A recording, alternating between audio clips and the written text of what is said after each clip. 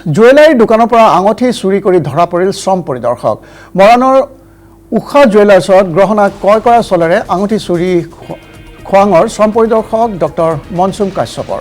জুৱেলাৰীৰ স্বত্বাধিকাৰীয়ে চিচিটিভিত চাই ধৰা পেলালে চুৰিকাণ্ড। লগে লগে মৰাণ থানাত দাখিল কৰে এজাহাৰ। ভুল স্বীকাৰ কৰি জুৱেলাৰীলৈ আহি আঙঠিৰ মূল্য ৩৭,০০০ টকা আদায় দিয়ে শ্ৰম পৰিদৰ্শকগৰাকীয়ে।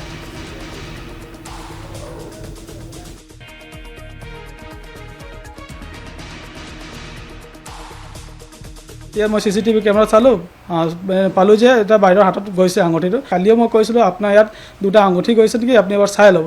বাইদেউ ক'লে তেতিয়া মোৰ ওচৰততো অহা নাই আঙঠি, মানে বস্তুটো এটাই আঙঠি তোমালোকে দিছিলা, এটাই পে'মেণ্ট কৰিছিলোঁ মই কৈছোঁ যে এটাই আপুনি পে'মেণ্ট কৰিছিলে, কিন্তু দুটা আঙঠি আপোনাৰ ওচৰত গৈছে, আপুনি এবাৰ চাই ল'ব। কথাটো এইটোৱে হৈছে। বাইদেউ চোৱাৰ পিছত ক'লে যে নাই, যোৱাটো নাই, গ'লেতো মোক ক'লেহেঁতেন এইটো, কিন্তু মই আকৌ চিচিটিভিত কেমেৰা চব চেক কৰিলোঁ। আকৌ মই ফোন কৰিলোঁ বাইদেউ ওচৰত, বাইদেউ আপোনাৰ ওচৰত হাতত গৈছে। বাইদেউ কৈছে মইতো লোৱা নাই। এটা আঙুঠি কিনিছিল আৰু এটা আঙুঠি তেওঁ মানে এইটো আল্টিমেটলি চুৰ কৰা বুলিয়ে কয়।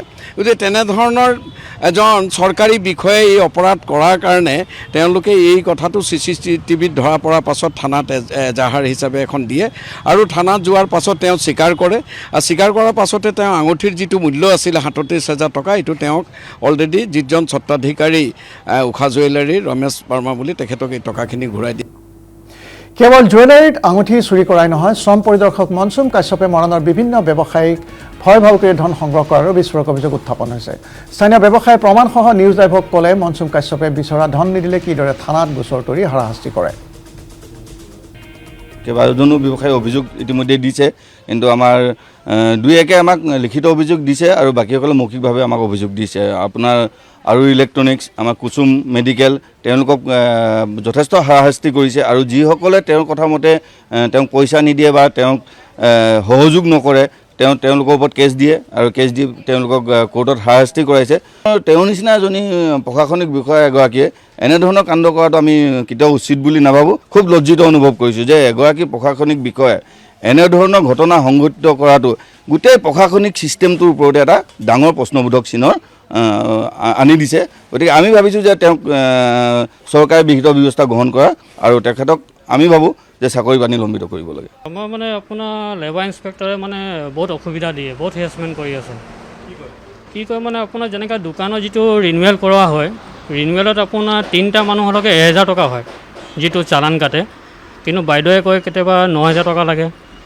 9000 নহ'লে হ'ব বাৰু, আপোনাক অলপ চাই দিম, 8000 লাগে, 7000 লাগে।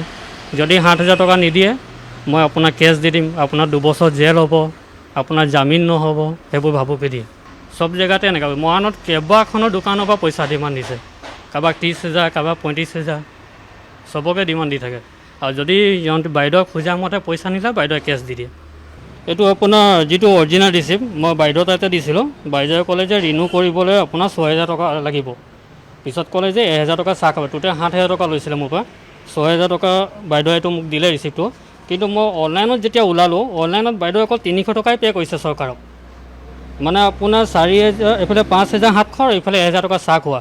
এইটো এতিয়ালৈকে আপোনাৰ বাইদেৱে কি কৰিলে এইটো বাইদেৱে গম পায়, কিন্তু চালানৰ মতে আপোনাৰ 300 টকাই ওলাইছে।